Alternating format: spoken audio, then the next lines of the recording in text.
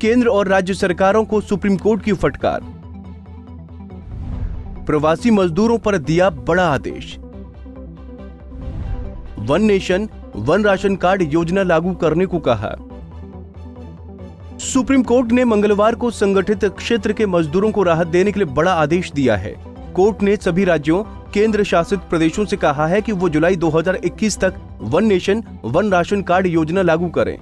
इसके अलावा केंद्र को निर्देश दिए गए हैं कि एनआईसी के साथ मिलकर असंगठित मजदूरों के रजिस्ट्रेशन के लिए पोर्टल डेवलप किया जाए ताकि उन्हें स्कीमों का फायदा दिया जा सके। कोर्ट ने केंद्र और राज्य सरकारों को 31 जुलाई तक ही सभी प्रवासी मजदूरों का डेटा भी जमा करने का निर्देश दिया है।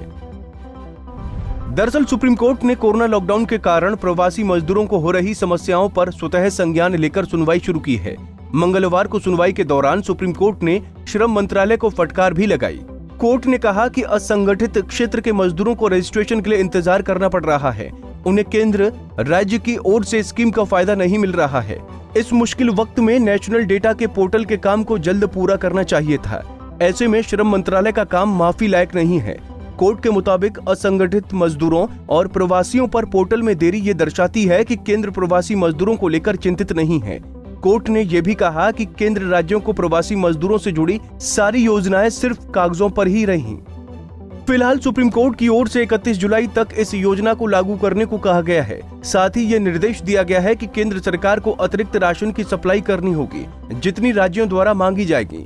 सुप्रीम कोर्ट ने राज्य सरकारों को भी कम्युनिटी किचन बनाने का निर्देश दिया है और कहा है कि वो कम से कम तब तक इन्हें चलाए जब तक देश में महामारी से बने हालात सामान्य नहीं हो जाते। इससे पहले 24 मई को सुप्रीम कोर्ट ने सुनवाई के दौरान देश भर में प्रवासी मजदूरों के पंजीकरण की धीमी प्रक्रिया पर नाराजगी जताई थी। साथ ही लेबर रजिस्ट्रेशन स्कीम के स्टेटस के बारे में केंद्र सरकार से जवाब मांगा था। आपको बता दें कि केंद्र सरकार ने राष्ट्रीय खाद्य सुरक्षा अधिनियम 2013 के अंतर्गत one nation one ration card योजना देश भर में लागू की है। गरीबी रेखा के नीचे की श्रेणी में आने वाला कोई भी नागरिक इस योजना का फायदा उठा सकता है। इस योजना का लक्ष्य है कि अगर कोई लाभार्थी देश में एक जगह से दूसरी जगह जाता है तो भी वो खाद्य सुरक्षा योजना के तहत राशन पर सब्सिडी से वंचित न रहे। लाभार्थियों की पहचान इलेक्ट्रॉनिक पॉइंट ऑफ सेल के जरिए उनके आधार यानी बायोमेट्रिक ऑथेंटिकेशन से की जाएगी।